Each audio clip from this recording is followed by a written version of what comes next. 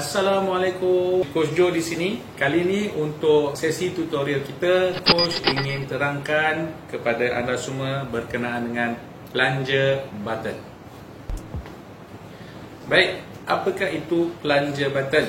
Okey, plunger button dalam bahasa Melayu translationnya ialah pelocok ataupun penebat hentakan. Bayangkan kita punya suspension motor atau kereta.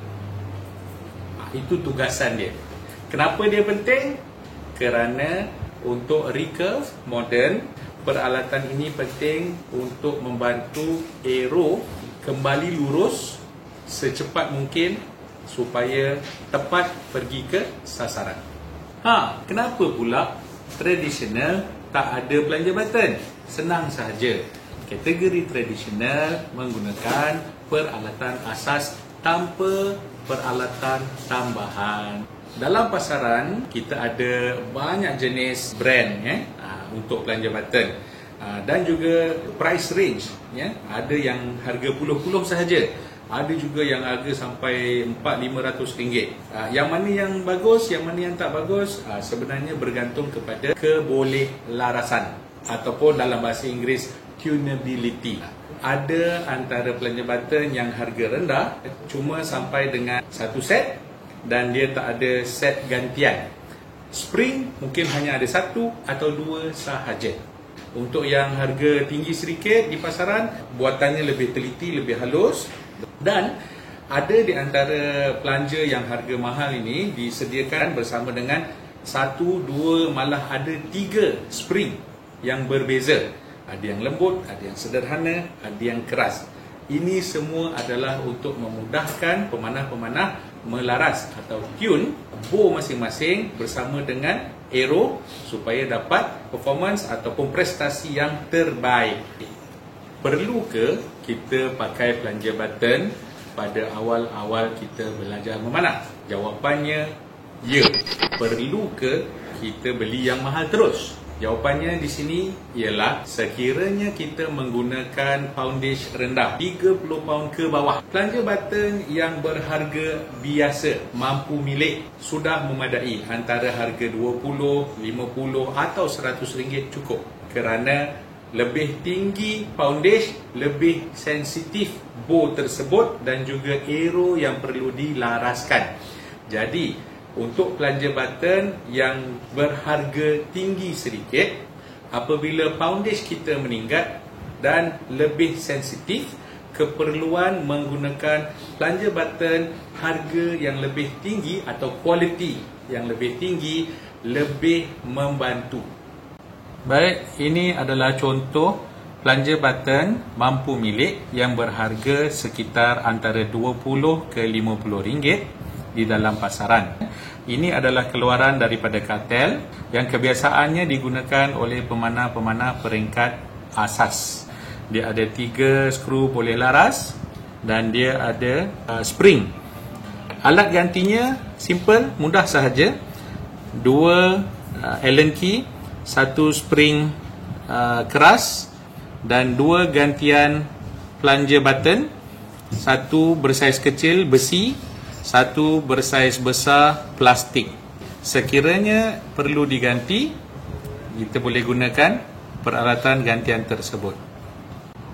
Dan ini pula adalah contoh plunger button berharga tinggi. Di pasaran harganya di antara 3 ke 400. Ini contoh plunger daripada brand Beiter daripada Germany. Bezanya ialah ada beberapa alatan ganti yang lebih banyak berbanding kartel tadi. Dia ada 2 pemegang untuk ketat dan longgarkan. Dia ada 1 Allen key dan 2 skru ganti untuk menggantikan skru yang ini. Dan juga cara larasannya berbeza. Hanya memutarkan dial ini untuk keras atau lembutkan. Dan kita perhatikan dia ada 6 spring gantian daripada lembut hingga keras.